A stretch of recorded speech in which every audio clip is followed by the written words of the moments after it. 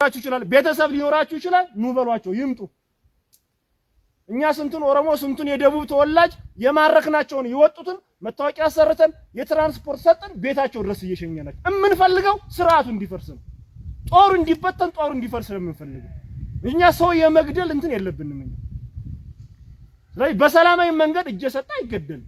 በሰላማዊ መንገድ የተማረከ ምርኮኛ አይገደልም የዓለም የጦር ወንጀለኞች የራሱ ወታደር ወይም ጦር የሚመራ ቤተክርስቲያን ራሷ የምትተዳደረበት ገደም እንዳለው ጦር ደግሞ የሚመራበት የራሱ መምሪያና ህግ አለ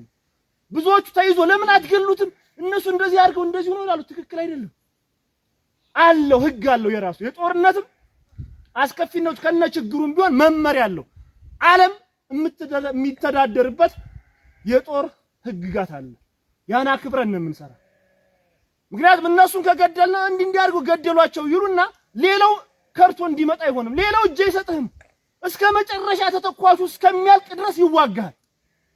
እስከ መጨረሻ ድረስ ማለት ነው ተንከባክበን ይዘን አብልተን አጠጥተን ወደ ቤተሰቦች ከሸኘናቸው ዛሬ የሸኘናቸው ሰዎች እየደወሉ ይኸውኛ ሀገራችን ገብተናል ከእናት አባታችን የቤተሰቦቻችን ጋር ተገናኝተናል ሲሏቸው አለካ እንደዚህም አለ የሚነግሩን እኮ አገኟችሁ ቡጭቅጭቅ አርገው አርደው ነው የሚበሏቸው ሰው ይበላሉ እንደዚህ በቢሉ አንተም ብሎ ይሏቸው ያን ሲው ድንግጥ ይላሉ እንዴት ብለው ይውጡ ግንሳ አሁን እንዲያረ ከሸኘናቸው እያወጣን ወደ ቤተሰባቸው እንዲሄዱ ካደረግናቸው አንደኛ ኃይሉ ጦሩም ይቀንሳል ይወጣል ምን ሆነ ተቋሙ ፈረሰ ከዛ ይሄዱት አዲስ አበባም ደቡብም ይሄዱት ምን ያደርጉልናል ወጥተን የውኛ ገብተናል ሀገራችን በሰላም እናት አባቶቻችን ጋር ነው ያለነው እያሉ እየደወሉ የሚያስወጧቸው እነሱ ናቸው ይሄ ነው ስራ ማለት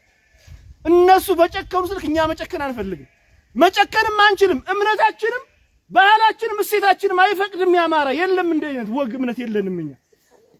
እነሱ የሰው ፍጡር ስላልሆኑ ነው የሰው ልጅ ከነነፍሱ እያረዱ የሰው ልጅ ብልቱን እየቆራረጡ የሚጥሉት የሰው ፍጥረት አይደሉም እነሱ የሰው እንትን አይደለም አማራ የራሳችን የሆነ ጥሩ የሆነ ባህል ያለን እምነት ያለን ሰዎች ነን በየትኛው መመዘኛ መስፈርት ቢመጣ ብዙ ታሪክን አሳልፎ የመጣ ነው ስለዚህ አሁን በዚህ ባለንበት ዘመን ወጣቶች በተለይ በደንብ ጠንከር ማለት ያስፈልጋል አባቶች ከዚህ በፊት የነበሩት አገራችን ከጣሊያን ጋር ያለ ምንም መሳሪያ ባልቢን በወንጭፍ በጦርና በጎራዴ ተዋግተው ለኛ አስረክበውና እኛስ ምን እየሰራን ነው ስንት መሳሪያ ባለበት አሁን በመታዩት ልክ ጠላት የታጠቀውን የአብይ አህመድ ጦር የታጠቀውን መሳሪያዎች በሙሉ ታጥቀናቸዋል ብሬን ዲሽቃ ስናይፐር አርቢጂ ሞርተር እኛ ጋር የሌለ መሳሪያ የለም በማን በመናደርጋቸው አውዶጆች እየማረክነ በማን እናንተ በመሰጡነ ድጋፍ ያልያዝነው ያልታጠቅነው መሳሪያ የለም ስለዚህ ወጣቶች ከጎናችን ሆናችሁ አብረን በጋራ ተሰልፈን ይሄንን ስርዓት ለማጥፋት ከጎናችን መሰለፍ መቻል አለበት አንድ መሆን መቻል አለበት እኔ አድርገን በእርግጠኛነት እመኑኝ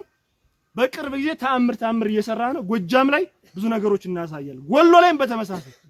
በርካታ ዙዋያ ሶስቶች አቃጥለዋል ማርከዋል ይሄ የአየር መቃወም ይሆን ወሎ ሰሞኑን አቃጥለውባቸው ገብተው ተታኩሰው ማለት በርካታ መሳሪያዎች ማርከዋል ስለዚህ ጎንደር ጎጃም ወሎ ሸዋ የሚል ሳይሆን አላማችን አማራን ለማዳን ስለሆነ ነገ ጎጃም ውስጥ ያለውን ጠላት ከጨረስን በኋላ ወደ ወሎ እንሄዳለን ወሎ ያለውን ጠላት ምክንያቱም ወሎ ያለውም የኛ አማራ ስለሆነ ሸዋም የኛ ነው ጎንደርም በተመሳሳይ ማለት ነው አማራን ለማጥፋት የመጣው ጠላት ባለበት ቀጠና ሁሉ ተንቀሳቅሰን እንዋጋለን ይሄንን ለማድረግ በስለንቦና ሁላችንም ራሳችን ማዘጋጀት መቻል አለብን ሴቶች ስንቅ በማቀበል ውሃ ይዘው ከጎናችን አይዟችሁ በርቱ በማለት ይሄን የሚያስፈልግ ስለዚህ በዛ ልክ ሆነን ራሳችን ጠብቀን መንቀሳቀስ መቻል አለብን ለማለት ነው እንደው ምናልባት አጭር ነገር እንትን ለማለት ፈልጌ ነው አመሰግናለሁ